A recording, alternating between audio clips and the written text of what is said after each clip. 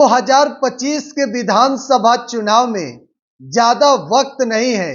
चुनावी बिगुल बज चुका है और सभी पार्टी तैयारी में जुट चुकी है। हम बात करेंगे आज महागठबंधन की, यानी कि इंडिया अलायंस की। देखिए, इंडिया अलायंस में तमाम घटक दल हैं, लेकिन सबसे बड़ा पार्टी आरजेडी है, राष्ट्रीय जनता दल। उसके बाद कांग्रेस है, सीपीआईएमएल है, सीपीआईएम है और मुकेश सहनी की पार्टी भी इस बार महागठबंधन का मजबूत हिस्सा है। तो हम चर्चा करेंगे कि आखिर 2025 के चुनाव में सीटों के बंटवारा को लेकर किसके खाते में कितना सीट जा सकता है। देखिए, 2020 के चुनाव की पहले हम बात करेंगे।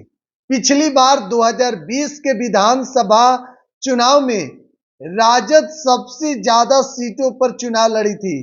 देखिए, 243 विधानसभा सीट पूरे बिहार में है और राजद अकेले 144 सीटों पर चुनाव लड़ी थी।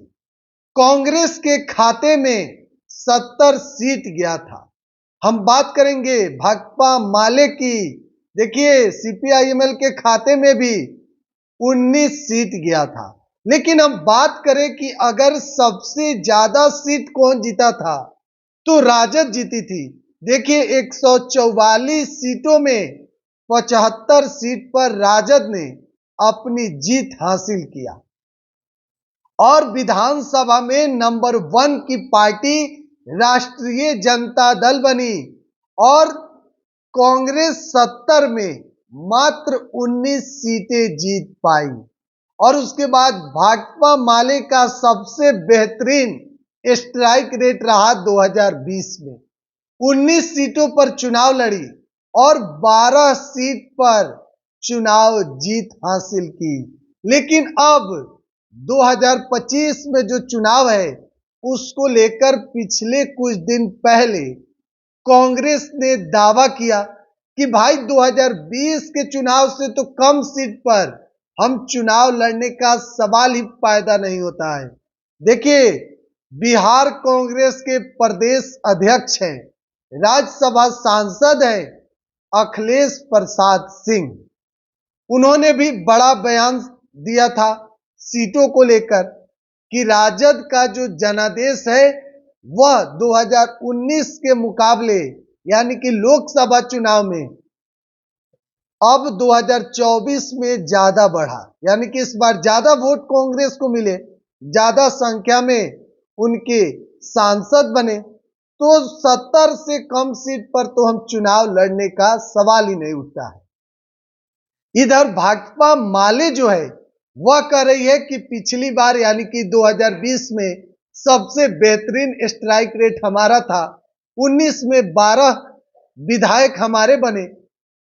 और राजद इस बार समझ चुकी है कि देखिए, 2020 में मात्र थोड़े से, यानी कि 12,000 टोटल वोट से राजद की सरकार नहीं बनी, महागठबंधन की सरकार नहीं बनी। तो राजद इस बार कांग्रेस को ज्यादा सीटें देने वाली नहीं है।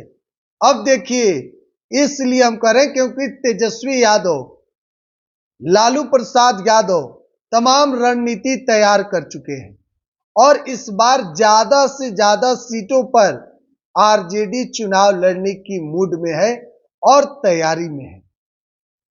तो बात उठता है कि कांग्रेस जो कह रही है कि भाई 70 से कम सीट पर तो सवाल ही नहीं उठता है, तो आखिर कांग्रेस को कितना सीट मिल सकता है।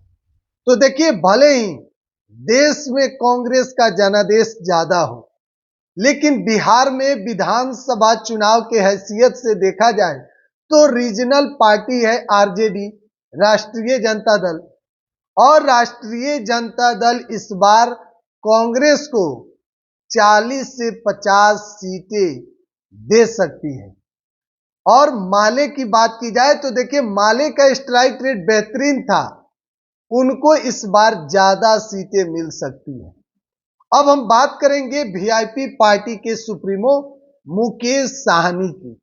देखिए, मुकेश सहनी भी इस बार महागठबंधन का हिस्सा हैं और मुकेश सहनी महागठबंधन में जो 40 सीटों पर उनका मन है, मुकेश सहनी का, कि कम से कम हम 40 सीटों पर चुनाव लड़े। लेकिन मुकेश सहनी को 40 सीटों तो नहीं, लेकिन 20 से 25 सीट महागठबंधन में मिल सकता है। देखिए, यह जो आंकड़ा है जो हम आपको बता रहे हैं, इसमें 2025 के चुनाव में थोड़ा ज्यादा और कम हो सकता है। लेकिन जो एक आकलन देखा जा रहा है 2020 और 2025 में जो चुनाव होने वाले हैं, उसके समीकरण के हिसाब से तो महागठबंधन में राजद अगर तय करती है कि किसको कितना सीट मिलेगा, किसको ज्यादा सीटें देनी चाहिए, किसको कम सीट देना चाहिए, क्योंकि देखिए इस बार महागठबंधन का मकसद एक ही है कि किसी भी तरीके से एनडीए की सरकार नहीं बने और ज्यादा से ज्यादा सीटों पर आरजेडी चुनाव लड़े और बिहार में महागठबंधन की सरकार हो, तेजस्वी यादव बतौर मुख्यमंत्री इस बार शपथ ले।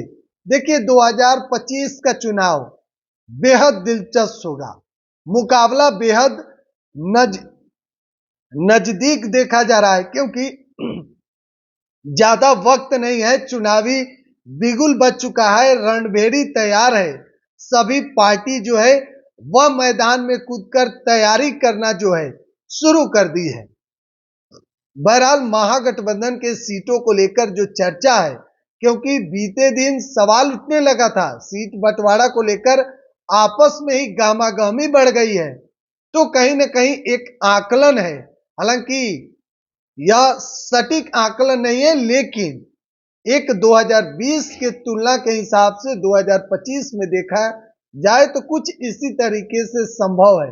हालांकि वास्तविक आंकड़ा जब इंडी अलायंस के तरफ से जारी किया जाएगा तब तो सामने आएगा, लेकिन फिलहाल चर्चा सीट बंटवारे को लेकर भी अंदर ही अंदर होना तो शुरू हो चुका होगा। बहरहाल एक एक अपडेट हम आपको दे रहे हैं। बिहार एक सोच के डिजिटल प्लेटफॉर्म पर बन रहा है। बहुत बहुत धन्यवाद।